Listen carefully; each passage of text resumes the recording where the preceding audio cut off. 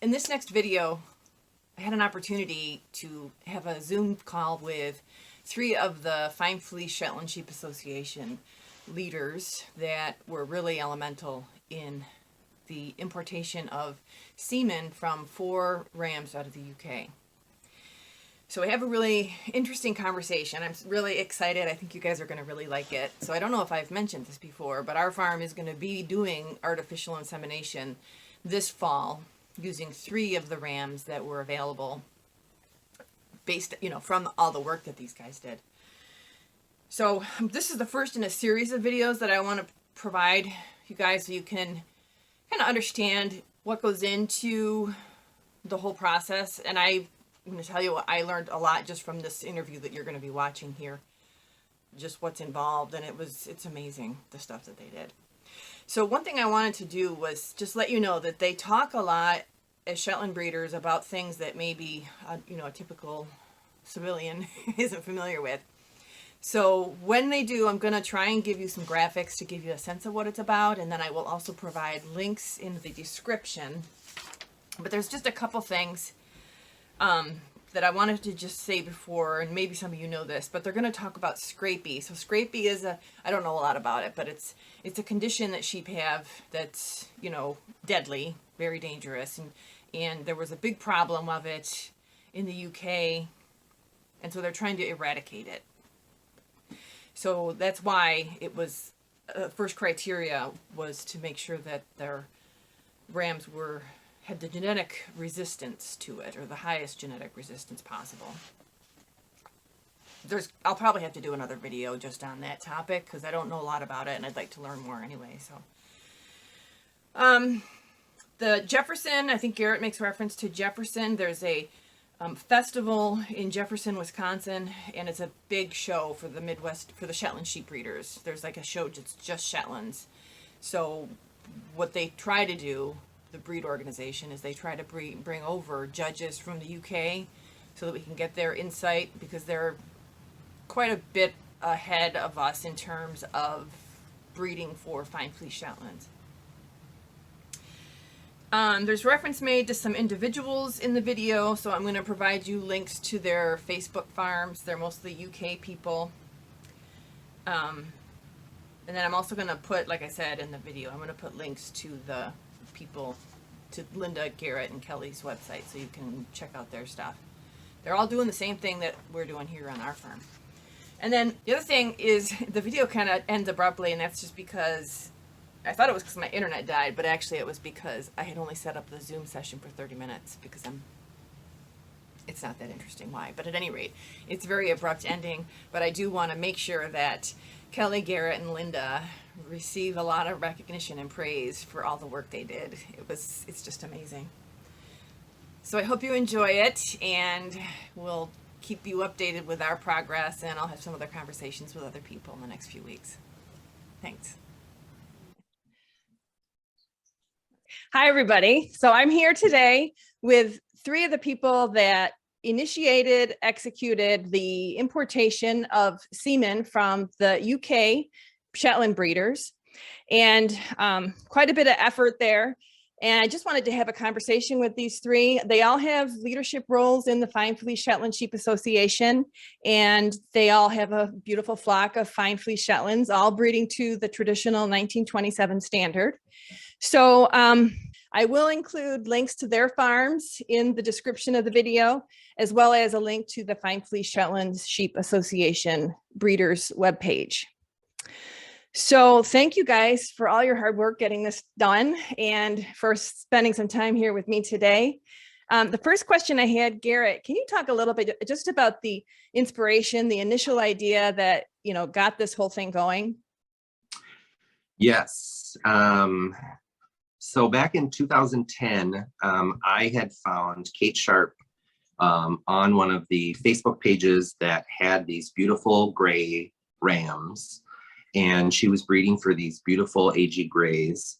And so I sent her an email, which she responded to and said she would be more than happy to work with us in importing semen on these rams that she had, and was going to scrapie test them, which was the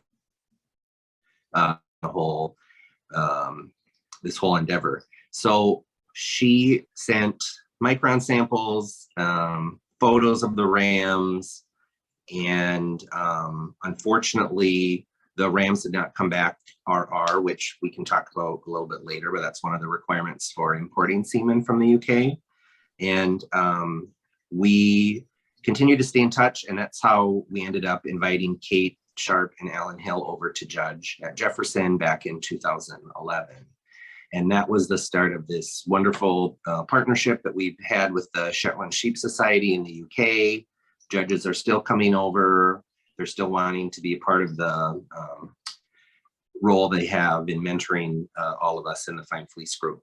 So after 2011, Kelly Bartles and her husband Mike and I decided to go over to the UK and to try to find some rams to sample micron testing and to collect, potentially to export semen over. So we went up to the Shetland Islands, Shetland Wool Week.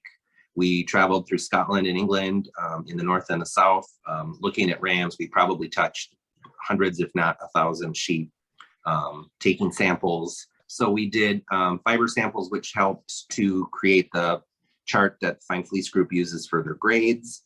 And also we were able to find some flocks that we were potentially interested in having the rams blood tested for scrapie codon, scrapie resistance. And that happened in 2013. And I don't know off the top of my head what year the USDA closed our ability to import from the UK. So we kind of took our time, and Kelly and I spent 5 or 6 years trying to find rams that would be scrapie codon RR, or as in the UK they call it R1, which is most resistant to scrapie and the only level that is able to be imported. Okay, just real quick for scrapie, people in the world that aren't sheep people recognize that as something else, I think, right? Isn't that like part of that whole, do they call it the mad cow disease or something like that? Is that? Yeah, so that's what people are familiar with, right? When they're. Yep, so they think it's related. I don't know for sure if that's what science is telling us now, but initially they thought it was the same thing, and that's why we weren't allowed to import anything other than highly resistant. Gotcha.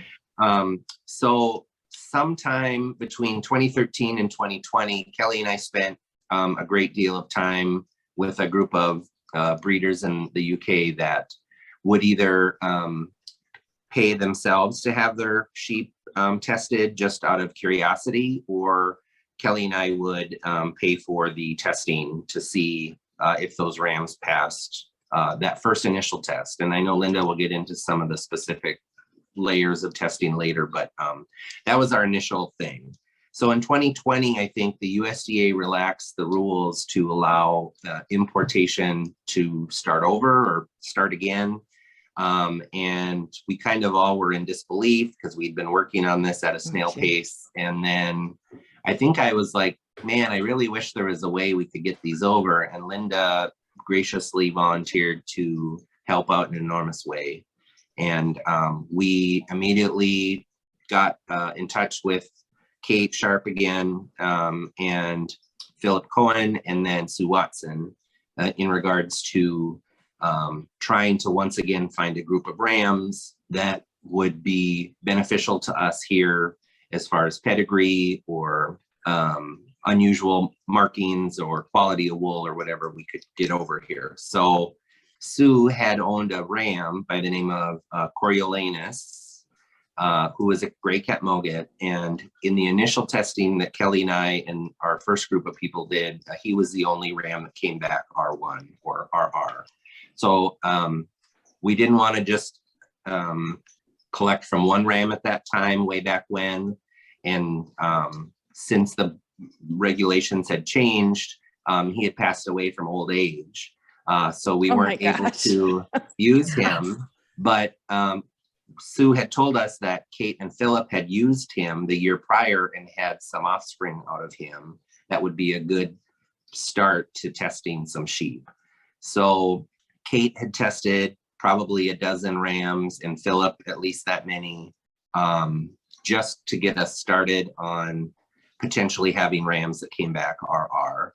So out of that group, there were 5 rams that were RR, which we were hoping they would be, but many people in the UK don't scrapie test anymore because that program is kind of fizzled out. And so most flocks didn't know what their sheep statuses were at the time. And so we had, the 5th ram was a black ram that was, had island genetics in it. And unfortunately, we weren't able to collect him because of policies with the main registry, not allowing solid animals to come over, for the fear of the extension gene coming over into the breed. And the extension gene is something that is at a totally different area and would cover up any pattern that you see. And I've been told that other breeds like Black Welsh Mountain used to come in many other patterns, but extension took over and now all they have are black sheep. So in 2010 or 2012, they passed a policy that you could have patterned offspring out of, or a solid ram out of 2 patterned parents that would be okay because that proved that they weren't extension dominant.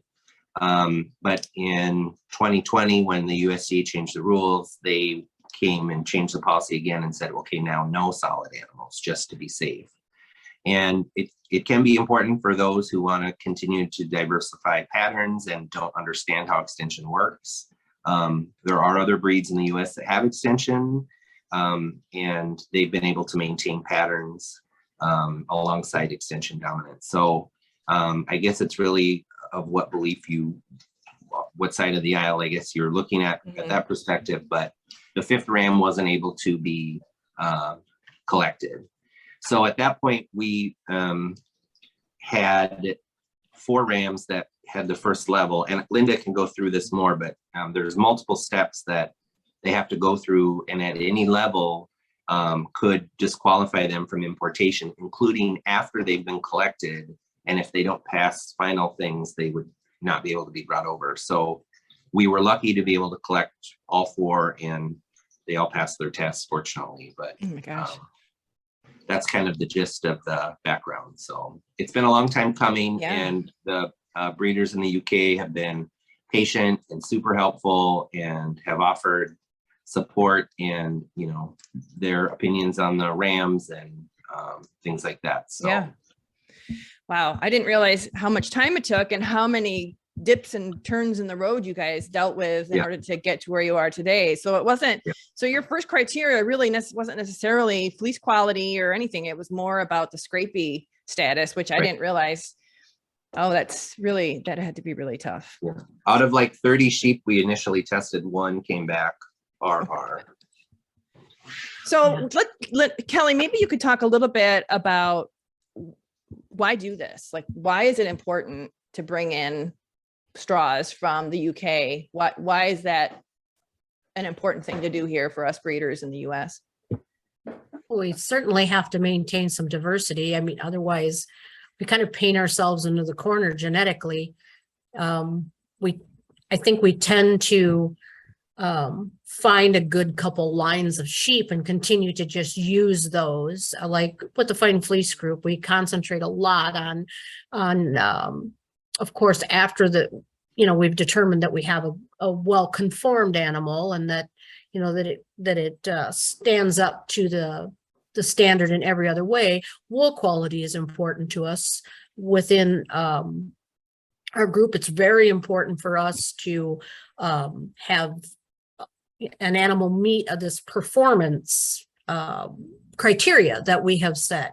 But that is more for things like, assuring our end users, like hand spinners and their craftspersons. It's a way to assure them that what they're getting is a quality product, and then we can back that up with science, and we can back that up with a certain amount of something more than opinion. Like, this is soft. Well, I might have hands that are made of, calluses, and soft it's a relative. So you start having, certain things that pop up it seems like, yeah, they start having, things start happening, like you start getting, like in dogs, it's bad hip. And you don't want that. I mean, for instance, in rams, it could be a retained testicle. Mhm. So these are the kind of things that you want to avoid. Yeah. And so you have to maintain the diversity, and you have to make sure that, you can bring in these extra lines. And in the United States, we have a very small genetic pool here. So we have to make sure that we continue to bring in some of the newer blood. And there isn't always a good fleeced animal to do that with. Right. So we have to continue to keep searching for those animals. Yeah. And fortunately, they have them in the UK, and fortunately, we were able to bring them over. Yeah, definitely. So Lynda, I guess the question I have for you is, can you just describe at a high level, maybe the 6 or 7 main steps that were involved in bringing over the semen from the UK from a mechanical side? Well, the first step is what Garrett and Kelly have talked about, the 30 rams. And, they were already screened by the breeders to have good quality fleece, have good conformation. That was the first step. And then those were tested, and we came down to the 4 rams, 5, but then the 4 that qualified. So that was the beginning. And that was the part where I kind of stepped in, because I was involved at the very beginning of all of it. So that really, during May and June of 2021 was when those rams were being evaluated, and it was really exciting to have 4 rams. We could have ended up with just 1, but to have those 4, and each was very unique in themselves, in that you had a white, you had a black cat, and you had 2 fawn mort cats. So that was really neat. We also had 3 fully horned, and then 1 that was half polled. So that gives more diversity too, in that. So that was in June 20. Once we had the 4 rams, Philip Cohen undertook the biggest job of all, which was to keep those 4 rams in isolation for 120 days. And that was July 6th is when they actually went into isolation. He had to put on the 4 of the rams were in a pen together, or they were? Yes. Okay. And he would go in, he'd have to wear a suit that was basically sanitized, not to introduce anything. Like it's like room. being in isolation in the hospital. Yeah. No germs, nothing extra going on. So, and he of course had to feed them every day, and really just take care of them. And then while they were there, they had all these different tests done. And that was where we all were kind of biting our nails, because we didn't know who was going to get eliminated, who was going to show up with one of these many diseases that both the UK and the US required to be good if we wanted to bring those rams in. So throughout that, there was a blood test drawn on day, I wrote it down, 83, day 115. And there was one even before that when they first went into isolation. So they had just a battery of tests done. And think of 4 rams together. I know this together. And then Philip was trying to manage all that, and he couldn't use them for breeding. And they have horns, right? And one of them was a younger one too, right? And so they 2 probably of them weren't all were the same size. Oh, okay. 2 of them were young. 2 were yearlings, and the other 2 were younger. So, but they appeared to have done very well. So when November 3rd was when the isolation actually ended, and they went to AB Europe, which is,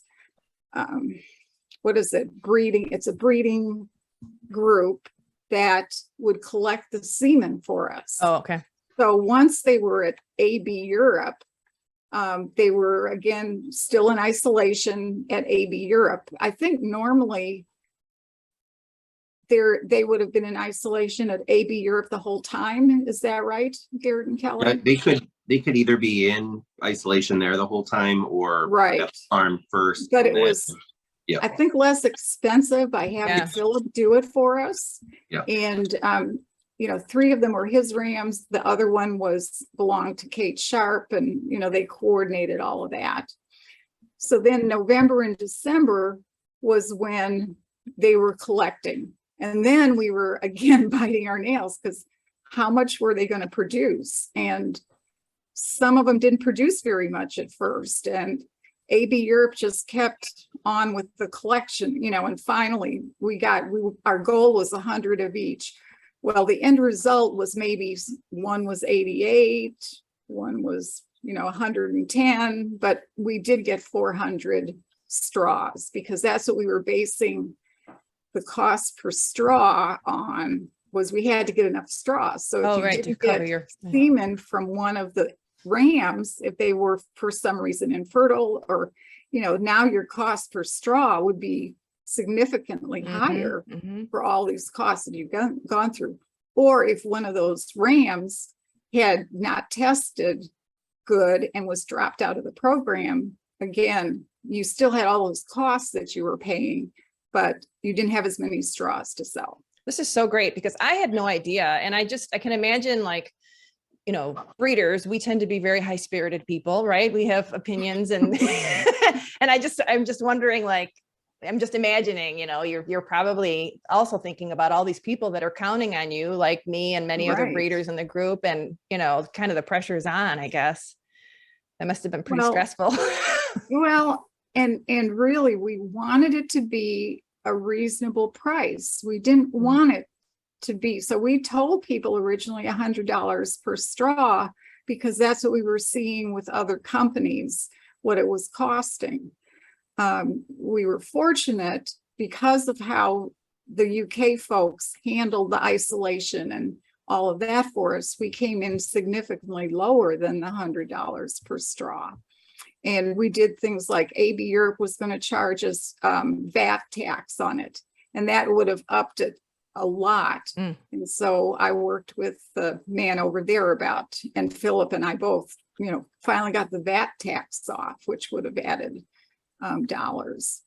But it was very interesting. Oh my gosh. And so the end result was, and then even after, oh wait, I'm not even done, because after AB Europe was finished, then they went back to Phillips for another 30 days of isolation, I believe. And they had to have all the tests again. And so if any of those tests came back positive, or, you know, not good, then the straws couldn't get shipped. So we would have had the straws, but they weren't allowed to be shipped. So that was, you know, the end, that last isolation. And then I forgot, it took kind of a while to get it onto a ship to get it over here. Or no, they didn't ship, they flew it over, but I don't know what it took. It seemed like forever to get it over here. If we would have shipped it on our own, it would have cost quite a bit more expense. Correct. And so we waited for another That's group. right. I think it was a Scottish blackface that could ship Yes. with us, so we could split the cost with shipping. Otherwise, it would have been 2 or 3 times more expensive again.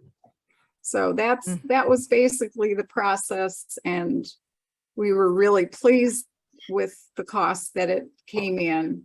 And now that semen is sitting up in Maine, and as people purchase and then want to send it to wherever they're going to be using it, they work with the veterinarian up in Maine who specializes in reproduction, obviously. And then those straws will get shipped to the people, to the place that they need to go. Yep.